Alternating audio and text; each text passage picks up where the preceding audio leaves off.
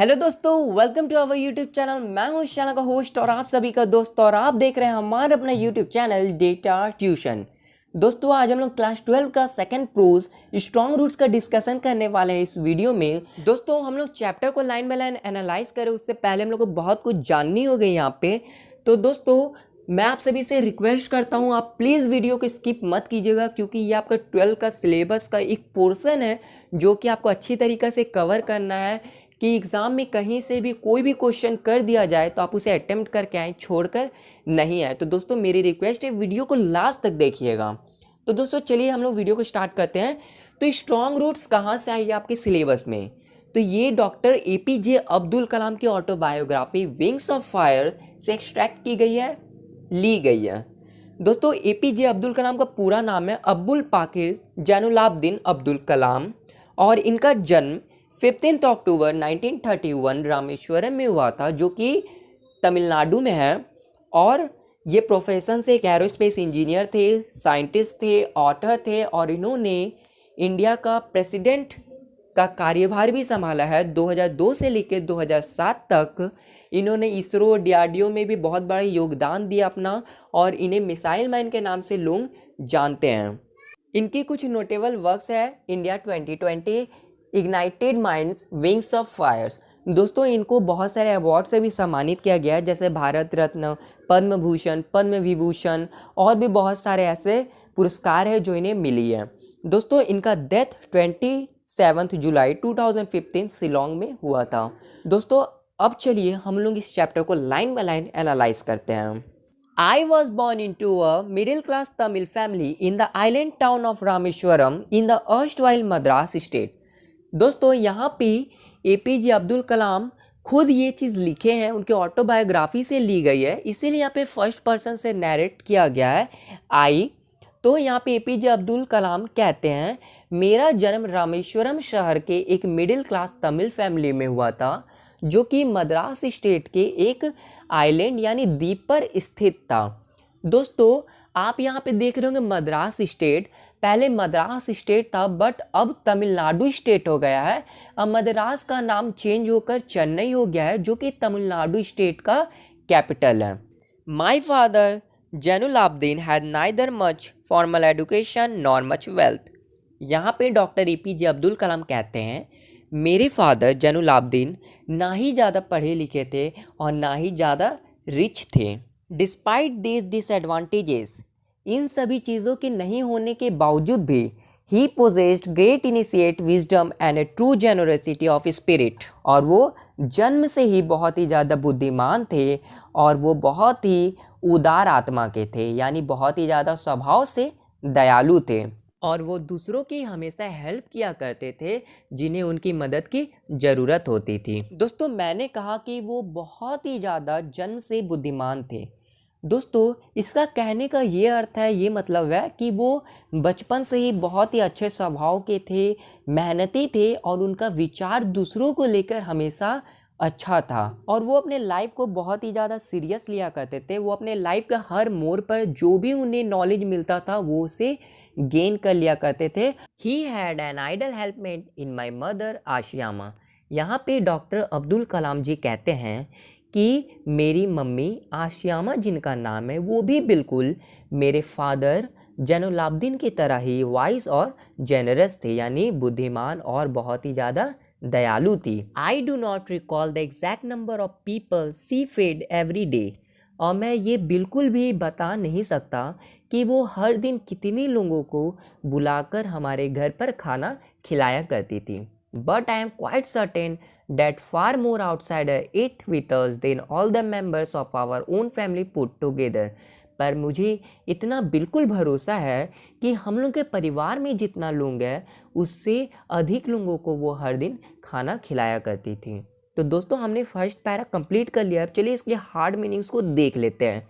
तो middle class का मतलब होता है मध्यवर्गीय, आइलैंड का मतलब होता है द्वीप, अर्स्टवाइल का मतलब होता है पूर्व काल, डिस्पाइट का मतलब होता है के बावजूद, पोजेस्ड का मतलब होता है अधीन, इनिशिएट का मतलब होता है जन्मजात, विजडम का मतलब होता है बुद्धिमत्ता, जेनरसिटी का मतलब होता है उदारता।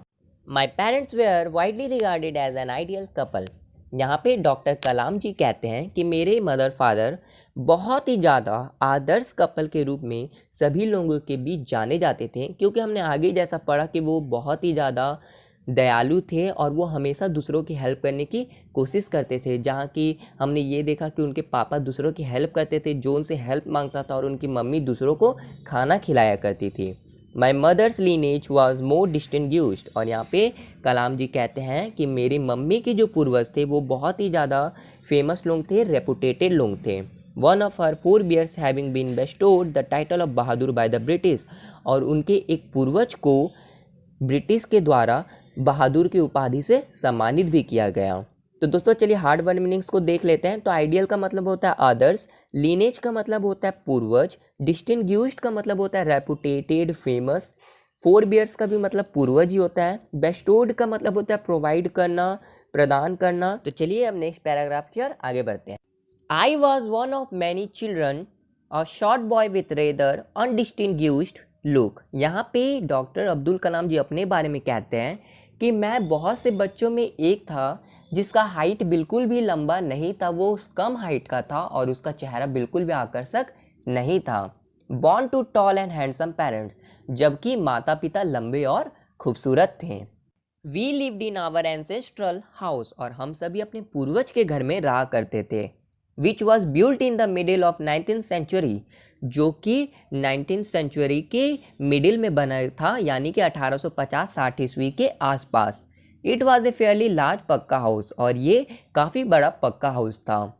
Made of limestone and bricks, जो कि चूना पत्थर और ईंट से बनी हुई थी। On the mosque street in the Rameswaram, और जो घर था जिसमें हम सभी रहते थे अपने पूर्वज के घर में, वो रामेश्वरम के मॉस्क्यू स्ट्रीट में स्थित था। My austere father used to avoid all essential comforts and luxuries, और मेरे सीधे साधे जो फादर थे वो जितने भी अनावश्यक आराम या लग्जरीज थी उन सभी चीज़ों को अवॉइड किया करते थे। However all necessities were provided for in terms of food, medicine और क्लोथिंग, पर जितने भी ज़रूरत की चीज़ें थी जैसे कि खाना, दवा और कपड़ा, वो सभी चीज़ें हम लोगों को प्रोवाइड किया करते थे।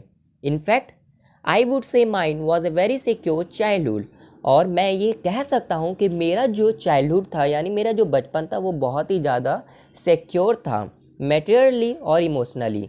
वो भी मटेरियली मतलब हर मुझे जितनी भी सुख सुविधा की चीज़ की ज़रूरत पड़ती थी मेरे फादर मुझे प्रोवाइड किया करते थे, और इमोशनली यानी कि मुझे अपने माता पिता से बहुत ही ज़्यादा प्यार भी मिला करता था। चलिए दोस्तों अब हार्ड वर्ड मीनिंग्स को हम लोग देख लेते हैं। तो अनडिस्टिंग्विश्ड लुक्स का मतलब होता है ऐसा लुक जो कि आकर्षक नहीं हो। उसके बाद एंसेस्ट्रल का मतलब होता है पूर्वज, लाइमस्टोन का मतलब होता है चूना पत्थर, ब्रिक का मतलब होता है ईंट, फेयरली लार्ज का मतलब होता है काफ़ी बड़ा, ऑस्टियर का मतलब होता है सीधा साधा, इनएसेंशियल का मतलब होता है अनावश्यक, नेसेसिटीज़ का मतलब होता है आवश्यक यानी जिसकी ज़रूरत हो। तो फ्रेंड्स हमने हार्ड वर्ड मीनिंग्स को देख लिया। अब चलिए नेक्स्ट पैराग्राफ की ओर आगे बढ़ते हैं। I normally ate with my mother, और मैं अधिकतर अपने मम्मी के साथ खाना खाया करता था। Sitting on the floor of the kitchen, और वो भी किचन के फ्लोर में उनके साथ बैठ के।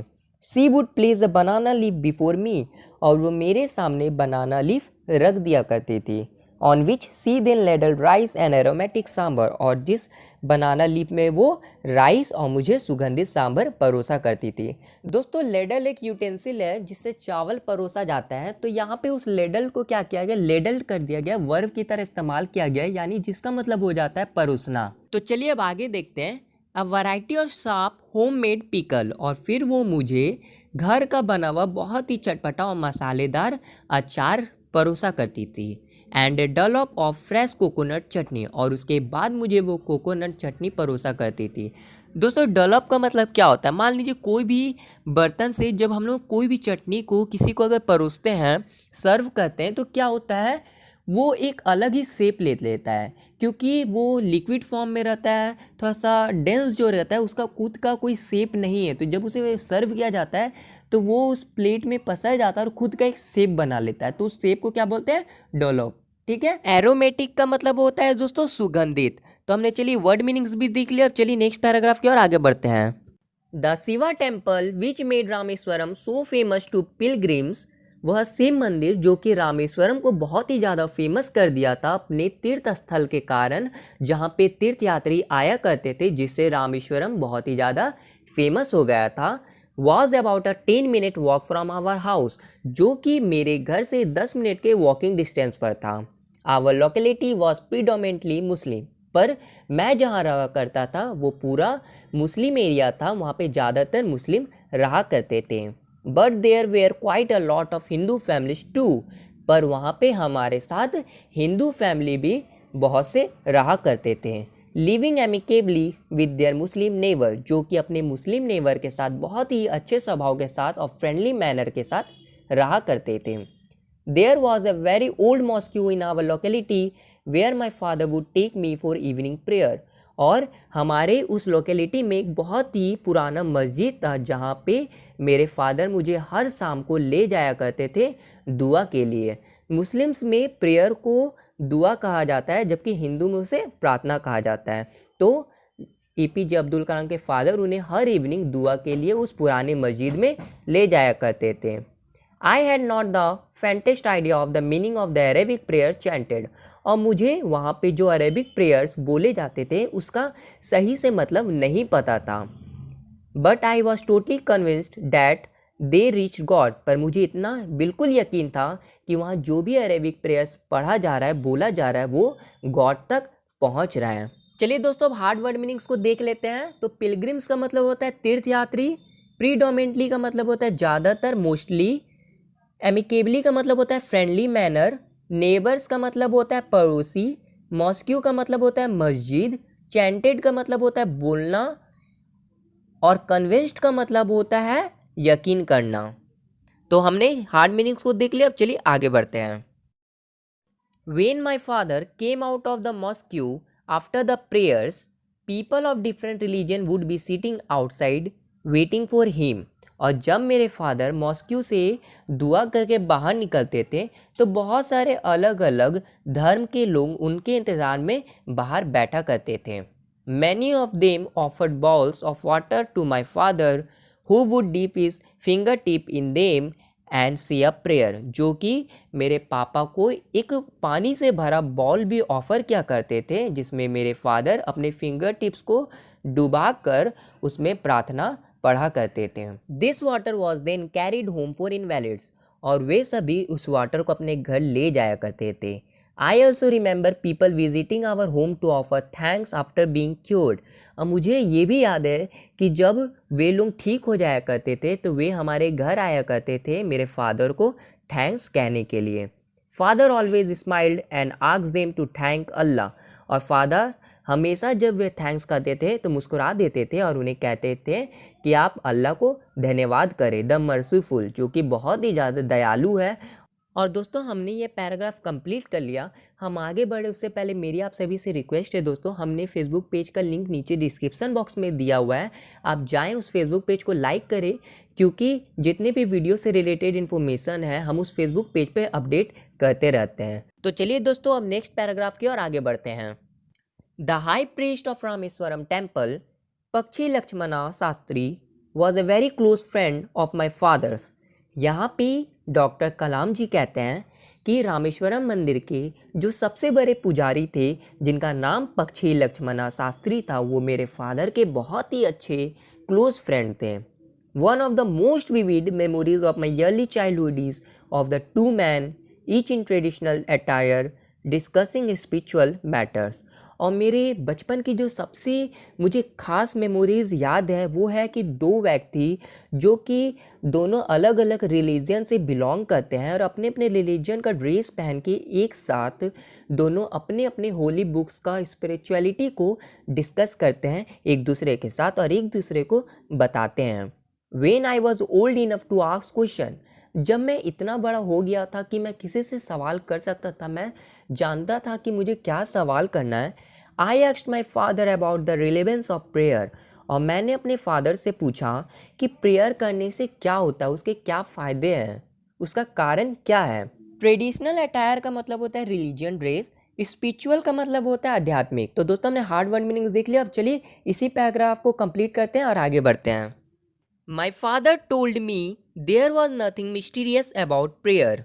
और जब कलाम जी अपने फादर से पूछते हैं कि प्रेयर के बारे में, तब वो बहुत ही आसानी से उन्हें जवाब देते हैं और कहते हैं कि प्रेयर में कोई भी रहस्य नहीं छुपा हुआ है। Rather prayer made possible a communion of the spirit between people. बल्कि प्रार्थना करने से हमारी आत्मा हमारे शरीर के साथ जुड़ती है और हमें आध्यात्मिकता की ओर लेकर जाती है। यानी आप कह सकते हैं कि हमारी पूरी फीलिंग्स को वो हमारे बॉडी में एक जगह से दूसरे जगह पर ट्रांसफ़र करती है और हमें सही सोचने और सही व्यवहार करने का तरीका सिखाती है। When you pray, he said, you transcend your body and become a part of cosmos। और यहाँ पे डॉक्टर कलाम के फादर कहते हैं उनसे कि जब भी तुम प्रार्थना करते हो, तुम अपने पूरे बॉडी को ऊपर की ओर उठाने लगते हो और उस यूनिवर्स में जाकर मिलने लगते हो जिसे गॉड ने बनाया है, और तुम्हें भी गॉड ने बनाया है, और तुम उनके साथ जुड़ने की वहाँ पे कोशिश करने लगते हो और तुम स्पिरिचुअलिटी से जुड़ने लगते हो और पूरा ध्यान तुम अपना ईश्वर पे लगाने लगते हो। दोस्तों देखिए, ट्रांसेंड का मतलब होता है ऊपर उठाना और कॉस्मोस का मतलब होता है यूनिवर्स, ब्रह्मांड। ठीक है, अब देखिए लास्ट लाइन हम लोग पढ़ते हैं इस पैरा का, which knows no division of wealth, age, caste और क्रीड। दोस्तों जैसा कि हमने आगे पढ़ा था कि हमारी बॉडी ऊपर की ओर उठने लगती है और उस यूनिवर्स में गॉड के साथ मिलने लगती है। तो दोस्तों यहाँ कहने का मतलब है कि वो बॉडी हमारी आत्मा है जो कि परमात्मा से मिलने की कोशिश करती है प्रेयर के थ्रू, जहाँ पे ये बिल्कुल भी देखा नहीं जाता है कि कौन रिच है, कौन पुअर है, कौन छोटा है, कौन बड़ा है, कौन कौन जाति का, और कौन वहाँ पे कौन धर्म को बिलोंग करता है। वहाँ पे हर लोग इक्वल है और हर कोई ईश्वर के साथ मिल सकता है और उनकी प्रार्थना कर सकता है। My father could convey complex spiritual concepts in very simple, down to earth Tamil। और यहाँ पे डॉक्टर कलाम जी कहते हैं कि मेरे फादर कितने भी मुश्किल स्पिरिचुअल की कॉन्सेप्ट क्यों ना हो, वो उसे बहुत ही सिंपल भाषा में मुझे तमिल में समझा दिया करते थे, जो कि मुझे समझ में आ जाती थी। He once told me, in his own time, in his own place, in what he really is, and in the stage he has reached, good or bad, every human being is a specific element within the whole of the manifest divine being। और वे एक बार मुझे बोले थे, कोई भी इंसान अपने समय में, अपनी जगह में उसने क्या किया, वो अभी कौन से स्टेज में है, उसने अच्छा किया, ख़राब किया, वो सभी गॉड के लिए बहुत ही ज़्यादा खास है, क्योंकि वे सभी गॉड से निकल कर आए हैं और मरने के बाद गॉड में जाकर मिल जाते हैं। दोस्तों आप यहाँ पे गौर कर सकते हैं कि डॉक्टर कलाम के जो फादर है उन्हें स्पिरिचुअलिटी के बारे में बताते हैं, क्योंकि वे जानते हैं स्पिरिचुअलिटी के थ्रू गॉड से हम लोग मिल सकते हैं और अपने जीवन में कभी भी कोई गलत काम नहीं करेंगे अगर हम लोग गॉड पे भरोसा करना सीख जाएंगे। तो दोस्तों आपको याद होगा कि आपने क्लास 11 में नॉवेल लेक्चर पढ़ा था मदर टेरेसा का, जिसमें मदर टेरेसा दूसरों की हेल्प करती थी, उन लेप्रोसी की हेल्प करती थी, जो गरीब है उनकी हेल्प करती थी, जिनका कोई नहीं उनकी हेल्प करती थी, क्योंकि वे जानती थी कि सब में ईश्वर का वास है और जितने भी लोग हैं वो सभी ईश्वर से जाकर मिलते हैं और सभी ईश्वर का रूप है। तो सेम यहाँ पे एपीजे अब्दुल कलाम को उनके फादर यहाँ पे समझाने की कोशिश करते हैं। So why be afraid of difficulties, suffering and problems. तो हमें डिफ़िकल्टी से, सफरिंग से और प्रॉब्लम से क्यों डरना चाहिए? When troubles come, try to understand the relevance of your suffering. जब भी तुम्हारे ऊपर कोई मुसीबत आती है, तुम कोशिश करो उस मुसीबत का कारण क्या है उसे जानने की। Adversity always present opportunities for introspection. यहाँ पे मुसीबत हमें हमेशा ये मौका देता है कि हम अपने अंदर की बुराई को, खामी को पहचानें और उससे बाहर निकल के अपने आप को सुधारने की कोशिश करें। दोस्तों कोई भी ह्यूमन जब तक जिंदा है उसे हमेशा प्रॉब्लम फेस करना पड़ेगा। अगर वो कोई प्रॉब्लम को फेस कर रहा है प्रेजेंट में और वो उसे फेस कर चुका है अब, तो फिर से उसको फ्यूचर में प्रॉब्लम आएगी और उसे फेस करना होगा। तो ये प्रॉब्लम जो है हमेशा उस ह्यूमन को मौका देता है कि अपने लाइफ में वो प्रॉब्लम्स को समझे, उससे बाहर निकले उस प्रॉब्लम से और अपनी लाइफ को हमेशा बेहतर बनाने की कोशिश करें। तो दोस्तों देखिए हम लोग हार्ड मीनिंग्स को अब देख लेते हैं, फिर नेक्स्ट पैराग्राफ की ओर आगे बढ़ेंगे। तो दोस्तों पहला जो हम लोग का है वो है डिवाइन बीइंग। तो डिवाइन बीइंग दोस्तों यहाँ पे गॉड को कहा गया है। उसके बाद है एडवर्सिटी। एडवर्सिटी का मतलब होता है मुसीबत। अपॉर्चुनिटीज़ का मतलब होता है अवसर, और इंट्रोस्पेक्शन का मतलब होता है कि खुद के बारे में जानना, डीपली जानना। तो चलिए हम नेक्स्ट पैराग्राफ की ओर आगे बढ़ते हैं। Why don't you say this to the people who come to you for help and advice? I asked my father. यहाँ पे डॉक्टर कलाम अपने फादर से पूछते हैं कि फादर, जब कोई व्यक्ति आपके पास सलाह के लिए या फिर आपकी मदद के लिए आता है, तब आप उसे ये क्यों नहीं बताते हैं कि अगर वो अपनी मुसीबत का कारण ही पता कर ले और अपने अंदर झांक ले तो उसे उस मुसीबत का हल ज़रूर मिल जाएगा। He put his hand on my shoulder and looked straight into my eyes. और जब डॉक्टर कलाम अपने फादर से ऐसा सवाल करते हैं तो कलाम के फादर उनके शोल्डर पे अपना हाथ रख देते हैं, कंधे पे, और उनकी आंखों में एक टक से लगातार देखने लगते हैं। For quite some time he said nothing. और कुछ देर तक वो देखते हैं लगातार पर कहते कुछ नहीं है। As if he was judging my capacity to comprehend his words.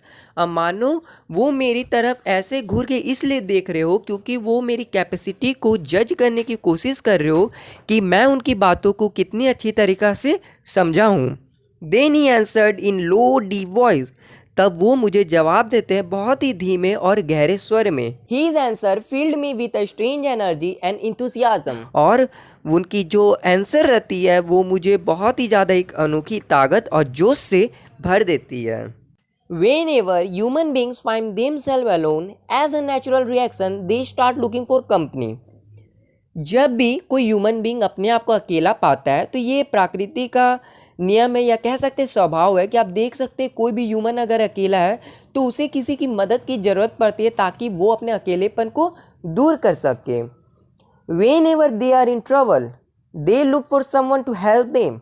और जब भी कोई मुसीबत में रहता है तो वो ज़रूर कोई ऐसे आदमी को खोजता है ताकि वो आदमी उसकी मदद कर सके और उसकी प्रॉब्लम को दूर कर सके। Whenever they reach to an impasse, they look to someone to show them the way out. या फिर जब वो व्यक्ति कोई कठिन स्थिति में रहता है या डिफ़िकल्ट सिचुएशन से गुजर रहा होता है तो वो हमेशा एक ऐसे आदमी की तलाश में रहता है जो कि उसे उस डिफ़िकल्ट सिचुएशन से बाहर की ओर निकाल सके। Every recurrent anguish, longing and desire find its own special helper. और जब कोई ह्यूमन बार बार कोई भी दर्द सह रहा हो, चाहे वो मेंटली हो या इमोशनली हो या फिर उसे कोई चीज़ की इच्छा हो, तड़प हो, तो वो हमेशा उस समय में कोई ऐसे इंसान की खोज में रहता है जो कि उसे इन सभी प्रॉब्लम से निकाल सके और उसकी मदद कर सके। तो यहाँ पे सेम एपीजे अब्दुल कलाम के जो फादर है वे हमेशा ऐसे लोगों की मदद करते हैं जिन्हें ऐसी मदद की ज़रूरत होती है, क्योंकि हमने आगे ही पढ़ा था कि एपीजे अब्दुल कलाम के फादर और मदर जो है वो बहुत ही ज़्यादा दयालु है, जेनरस है। तो इसलिए जब भी एपीजे अब्दुल कलाम के फादर पास कोई ऐसी मदद लेकर आता है तो वो हमेशा उन लोगों के लिए स्पेशल हेल्पर बनने की कोशिश करते हैं। For the people who come to me in distress, I am but a go between in their effort to propitiate demonic forces with prayers and offerings. यहाँ पे डॉक्टर कलाम के फादर कहते हैं कि जब भी कोई ऐसा व्यक्ति मेरे पास आता है जो कि किसी प्रॉब्लम में होता है और वो ये सोचता है कि वो किसी डेमोनिक फोर्सेस, नेगेटिव फोर्सेस, जिसे हम लोग भूत बोलते हैं, राक्षस बोलते हैं, पिशाच, जिन, जिन्नात बोलते हैं, उन सभी के कारण अगर वो किसी प्रॉब्लम में फंस जाता है और वो डॉक्टर कलाम के फादर के पास आते हैं तो वो उन लोगों के बीच और गॉड और उस डेमोनिक फोर्सेस के बीच का माध्यम बनते हैं और उस डेमोनिक फोर्सेस से वो उन्हें छुटकारा दिलाते हैं अपने प्रेयर और ऑफरिंग्स के थ्रू। यानी कि वो प्रार्थना करते हैं और उन्हें कुछ प्रस्ताव रखते हैं उस डेमोनिक फोर्सेस के सामने कि मैं तुम्हें बलि दूंगा, ये चढ़ाऊंगा, वो चढ़ाऊंगा, तुम इन्हें सभी चीज़ों को छोड़कर चले जाओ। दोस्तों, जैसा कि आप मौलवी या पंडित पास भी अगर आप जाते हो तो वो आपको यही सलाह देंगे कि आप उन्हें प्रार्थना कीजिए, ये बलि दीजिए, वो आपको ताबीज़ देंगे कि आप इसे पहनिए, वो आपका कुछ नहीं बिगाड़ पाएंगे। तो बस सेम चीज़ यहाँ पे एपीजे अब्दुल कलाम के फादर भी उन लोगों की मदद करते थे यहाँ पे इसी तरीक़ा से। This is not a correct approach at all and should never be followed. और जब डॉक्टर कलाम के फादर किसी को डेमोनिक फोर्सेस से बचाया करते थे तो एट द सेम टाइम उन्हें ये भी लगता था कि ये सभी चीज़ें गलत है, ये सभी चीज़ अंधविश्वास है, हमें अपने रिलीजन पे भरे ही भरोसा करना चाहिए, पर हमें सुपरस्टिशियस बिलीफ पर बिल्कुल भी भरोसा नहीं करना चाहिए। क्योंकि ये इन सभी चीज़ों से क्या होता है कि हम जो है अपने प्रॉब्लम को नहीं जानते हैं, ना उसका सॉल्यूशन को खोजते, बल्कि अंधविश्वास में डूबे जाते हैं और उन सभी चीज़ों से हमें डर लगता है। हम उन सभी चीज़ों में हमेशा ये सोचते हैं अपनी हर प्रॉब्लम में कि जरूर नहीं उनका ही हाथ है और कहीं हमें कोई लॉस का सामना नहीं करना पड़े। One must understand the difference between a fair ridden vision of destiny. दोस्तों यहाँ पे डॉक्टर कलाम के फादर कहते हैं कि हर लोगों को ये समझना चाहिए कि अगर वो कहीं से कोई प्रॉब्लम में फंस जाते हैं तो वो उसका भाग्य का कारण नहीं होता है, या फिर वो किसी सुपरस्टिशियस बिलीफ को ना पाले कि कोई नेगेटिव फोर्सेस मेरे पीछे लग गया है जिसके कारण आज मुझे इस प्रॉब्लम को फेस करना हो रहा है। दोस्तों देखिए, fear ridden vision of destiny मतलब क्या, यही होता है कि अपने भाग्य या फिर कोई भी अंधविश्वास पे भरोसा ना करना चाहिए। हमें प्रॉब्लम का जड़ को देखना चाहिए हमेशा। And the vision that enable us to seek the enemy of fulfilment within our self. और यहाँ पे कहा गया है कि वही चीज़ कि जब हम ऐसे कोई प्रॉब्लम में फंस जाते हैं और अंधविश्वास पे भरोसा कर लेते हैं, तो हमें अंधविश्वास पे भरोसा नहीं करना चाहिए और हमें तलाशना चाहिए, हमें खोज करना चाहिए कि उस प्रॉब्लम का जड़ कहाँ है, कि हम उस प्रॉब्लम में फंस गए। उस प्रॉब्लम का यानी हमें सॉल्यूशन को खोजना है और उस प्रॉब्लम को अवॉइड नहीं करना है। हमें अवॉइड किस चीज़ को करना है, तो उस अंधविश्वास को जिसके कारण हम इस प्रॉब्लम में फंसे हैं। और उस प्रॉब्लम को अच्छे से समझ के उसके सॉल्यूशन के बारे में ही हमेशा सोचना है, तभी हम क्या कर सकते हैं, अपने प्रॉब्लम से ओवरकम कर सकते हैं। क्योंकि अगर हम लोग कोई भी अंधविश्वास पर भरोसा करेंगे तो हमें हमारा कोई भी प्रॉब्लम का सल्यूशन नहीं मिलेगा। इसका सबसे अच्छा एग्जाम्पल आप लोग देख सकते हैं कि अगर आप कोई प्रॉब्लम में फंसते हैं तो आप पहले अंधविश्वास पे भरोसा ना करें, आप पहले इंट्रोस्पेक्शन पे भरोसा करें। यानी कि जो एपीजे अब्दुल कलाम के फादर ने कहा था कि पहले हमें प्रॉब्लम अवसर देता है कि हम उस प्रॉब्लम को झांके, अपने अंदर देखें कि क्या हमें खामी था जिसके कारण आज हम लोगों को प्रॉब्लम को फेस करना पड़ रहा है। तो सेम हम लोग को यहाँ पे क्या करना चाहिए, इंट्रोस्पेक्शन करना चाहिए, अपने अंदर को के खामी को खोजना चाहिए, प्रॉब्लम का सल्यूशन खोजना चाहिए, अंधविश्वास में नहीं जाना चाहिए। तो दोस्तों अब चलिए हार्ड वन मीनिंग्स को हम लोग देख लेते हैं यहाँ पे, फिर नेक्स्ट पैराग्राफ की ओर आगे बढ़ेंगे। इम्फेस का मतलब होता है कठिन स्थिति, रिक्योरेंट का मतलब होता है बार बार होना, कंप्रीहेंड का मतलब होता है समझना, एंग्विश का मतलब होता है पीड़ा, चाहे वो मेंटली हो इमोशनली हो, लॉन्गिंग का मतलब होता है तरफ, डिज़ायर का मतलब होता है इच्छा, प्रोपिशिएट का मतलब होता है संतुष्ट करना, डिस्ट्रेस का मतलब होता है संकट, गो बिटवीन का मतलब होता है कि बीच या फिर माध्यम, ऑफरिंग का मतलब होता है प्रस्ताव, अप्रोच का मतलब होता है दृष्टिकोण, फेयर रिडन का मतलब होता है वे व्याप्त। ठीक है दोस्तों, आप वीडियो को पॉज कर करके सारे मीनिंग्स को लिख ले ताकि आपको समझने में कोई भी दिक्कत ना हो जब आप खुद से एक बार बुक्स को रीड करें। तो अब चलिए नेक्स्ट पैराग्राफ की ओर आगे बढ़ते हैं।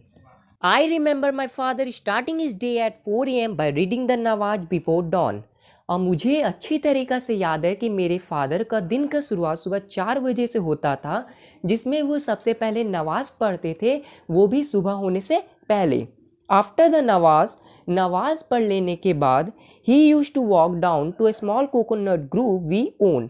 और नमाज पढ़ लेने के बाद उनकी ये हैबिट थी कि वो वहाँ से सीधा उस हमारे स्मॉल कोकोनट ग्रूव में चले जाएंगे जो कि हमारा खुद का था। दोस्तों ग्रूव का मतलब होता है यानी बंच ऑफ ट्रीज, यानी ऐसी जगह जहाँ पे बहुत सारे ट्रीज लगे हो। तो यहाँ पे स्मॉल कोकोनट ग्रूव है, यानी कि एक छोटा सा जगह था जहाँ पे बहुत सारे कोकोनट के ट्री लगे हुए थे। About 4 miles from our home, जो कि हमारे घर से 4 miles दूर था। He would return with about a dozen of coconut tied together thrown over his shoulder। और जब वो घर लौटते थे उस कोकोनट ग्रुप से, तो उनकी ये हैबिट थी कि वो वहाँ से डजन ऑफ कोकोनट यानी कि 12 कोकोनट अच्छी तरीक़ा से बांध के अपने कंधे पर लदा कर लेकर आते थे। And only then would he have his breakfast. और जब वो अपनी इस रूटीन को पूरा अच्छी तरीक़ा से फॉलो कर लिया करते थे तभी वो अपना नाश्ता करते थे, ब्रेकफास्ट करते थे। This remain his routine even when he was in his late 60s। अब यहाँ पे डॉक्टर कलाम कहते हैं कि उनके फादर जब लेट 60s में थे, यानी 65-70 ईयर्स के भी थे, तब भी वे अपनी इस रूटीन को हमेशा फॉलो करते थे, तभी ब्रेकफास्ट किया करते थे। यानी आप यहाँ पे देख सकते हैं कि डॉक्टर कलाम को यहाँ पे बहुत अच्छी बात अपने फादर से सीखने को मिली कि हमें अपने रूटीन को हमेशा फॉलो करना चाहिए और हमें अपने लाइफ में एक डिसिप्लिन बना के रखना चाहिए जिससे हम अपने लाइफ को अच्छी तरीक़ा से जी सके। तो आई होप दोस्तों आपको ये पैराग्राफ समझ में आ गया हो। तब चलिए जो आखिरी पैराग्राफ हमारा बचा हुआ है उसे अब कंप्लीट करते हैं। I have throughout my life tried to emulate my father in my own world of science and technology। और मैं यहाँ पे कलाम जी कहते हैं कि मैंने अपनी पूरी ज़िंदगी में जितनी भी बातें मेरे फादर ने मुझे कही थी उन सभी चीज़ों को मैं अपने साइंस और टेक्नोलॉजी के फील्ड में इस्तेमाल करने की पूरी कोशिश करता हूँ और अपने फादर की बताई हुई बात को कॉपी करने की कोशिश करता हूँ। दोस्तों यहाँ पे गौर कीजिए, जो कलाम के फादर थे वो अलग फील्ड में थे और ये अलग फील्ड, ये साइंस और टेक्नोलॉजी में और वो आध्यात्मिकता में यानी स्पिरिचुअलिटी में थे, जो कि एक दूसरे से बहुत ही ज़्यादा डिफरेंट है। साइंस कभी भी उन सभी चीज़ों पे बिलीव नहीं करता है, फिर भी कलाम सर जो थे वो हमेशा इन चीज़ों पे बिलीव किया करते थे, अपने पापा की बताई हुई हर बातों को अपने फील्ड में कॉपी करने की कोशिश करते थे यानी इस्तेमाल करते थे। I have endeavored to understand the fundamental truth revealed to me by my father। यहाँ पे डॉक्टर कलाम कहते हैं कि मेरे फादर ने मुझे जितनी भी फंडामेंटल ट्रूथ यानी बेसिक ट्रूथ्स के बारे में बताया था, वो सभी चीज़ों को मैं कोशिश करता हूँ याद रखूँ और उन सभी चीज़ों को मैं हमेशा और अच्छी तरीक़े से समझने की कोशिश करूँ। And feel convinced that there exists a divine power that can lift one up from confusion, misery, melancholy and failure। और यहाँ पे कहते हैं कलाम सर, मुझे बिल्कुल यकीन है, बिल्कुल भरोसा है कि हमारे साथ एक डिवाइन पावर रहता है यानी दैविक शक्ति, जिसे हम लोग गॉड कहते हैं, जो कि हमें जितने भी हमारे जीवन में आने वाली कन्फ्यूजन, माइजरी मतलब होता है मुसीबत, मेलनकली मतलब होता है सैडनेस और फेलियर्स जितने भी आते हैं उन सभी चीज़ों से हमें लिफ्ट अप करता है यानी ऊपर की ओर उठाता है यानी बाहर निकालता है। And guide one to one's true place, और हर कोई को उसके सही जगह पर पहुंचाता है यानी उसका सही जगह उसे दिखाते हैं। And once an individual severs is emotional and physical bondage. दोस्तों आपने सही सुना, यहाँ पे बॉन्ड नहीं होगा, बॉन्डेज होगा, क्योंकि मैंने एपीजे अब्दुल कलाम की ऑटोबायोग्राफी विंग्स ऑफ फायर भी चेक की, उसमें बॉन्ड नहीं था, बॉन्डेज था। दोस्तों एपीजे अब्दुल कलाम हमेशा कहते थे, उनके फादर हमेशा कहते थे कि जेनरस बनो और एक दूसरे से प्यार करो। तो यहाँ पे देखिए बॉन्ड का मतलब क्या होता है दोस्तों, मान लीजिए कोई मदर फादर है और उसका चाइल्ड है, वो दोनों एक दूसरे से बहुत ज़्यादा प्यार करते हैं, वो मदर फादर भी और वो चाइल्ड भी, तो उन लोगों के बीच एक बॉन्ड बनता है जो कि लव होता है, लव वर्ड जिसे कह सकते हैं, रिलेशनशिप बनता है। तो उसमें क्या होता है, किसी अपने के बीच स्वार्थ नहीं होता है, कोई किसी को अपना गुलाम नहीं बनाना चाहता है उस लव के थ्रू, इमोशन के थ्रू। और बॉन्डेज का मीन्स क्या होता है कि मान लीजिए कोई ऐसा मदर फादर है और उसका जो चाइल्ड है, तो वो चाइल्ड जो हमेशा अपना मदर फादर को क्या करता है, परेशान करता है कि उस ऐसी चीज़ को दिलाने के लिए जो कि उसके मदर फादर अफोर्ड नहीं कर सकते। तो वो चाइल्ड क्या करता है, वो बच्चा क्या करता है, अपने मदर फादर पे दबाव बनाता है कि नहीं आप सब मुझसे प्यार नहीं करते, ये नहीं, लन फन दबाव बनाता है और उन सभी चीज़ों के लिए जिद करता है। तो वो एक तरह से क्या होता है, उन सभी के लिए स्वार्थी हो जाता है, वो अपने मदर फादर का लव को नहीं देखता, उस सम्मान को देखता। तो यहाँ पे कलाम जी कहते हैं कि अगर हम लोग उस बॉन्डेज से, इमोशनली बॉन्डेज से दूर हो जाए तो क्या होगा, हम लोगों का जीवन और अच्छा हो सकता है। इमोशनल बॉन्डेज, तो देखिए क्या होगा, अगर हम स्वार्थी नहीं बनेंगे, प्यार करेंगे एक दूसरे से और एक दूसरे की बातों को समझने की, फीलिंग्स को और उनकी कंडीशन को समझने की कोशिश करेंगे, तो क्या होगा, वो बहुत ज़्यादा अच्छा रहेगा, दोनों तरफ लोग खुश रहेंगे। और फिजिकल बॉन्डेज मतलब क्या होगा दोस्तों, मान लीजिए कोई मर जाता है तो सब सोचते ना अब वो मर गया, अब हम लोग कैसे रहेंगे, उसके बिना हम लोग रह नहीं सकते। तो सबको आना है, सबको जाना है, तो हम लोगों को क्या करना चाहिए, उन सभी चीज़ों पे निर्भर नहीं रहना चाहिए, हम लोग को अपनी ज़िंदगी को कैरी ऑन रखना चाहिए, वहाँ पे स्टॉप नहीं कर देना चाहिए। तो यही कलाम जी कहते हैं कि हम लोग को उस बॉन्डेज यानी इमोशनली बॉन्डेज यानी हम लोग को स्वार्थी नहीं बनना चाहिए अपने जीवन में, और फिजिकली बॉन्डेज यानी हम लोग को किसी के गुजर जाने या चले जाने के बाद अपने जीवन को वहीं रोक नहीं लेना चाहिए। अगर हम लोग ऐसा नहीं करते हैं तो इससे हम लोग के साथ होता क्या है, he is on the road to freedom, वो पूरे से एक स्वतंत्र रोड में चला जाता है, यानी कि वो अपने मदर फादर पे पूरा भरोसा करता है, मदर फादर उस पर पूरा भरोसा करते हैं, एक दूसरे की फीलिंग को समझता है। तो क्या होता है, अगर वो चाइल्ड कुछ मांगता है पर जिद नहीं करता तो उसके मदर फादर हमेशा कोशिश करेंगे कि उसे दिलाएं, क्योंकि वो उन सभी चीज़ों के लिए हकदार है, उसे सभी चीज़ों की ज़रूरत है, और वे सोचेंगे कि नहीं उसे उस सभी चीज़ों को देना चाहिए, मिलना चाहिए।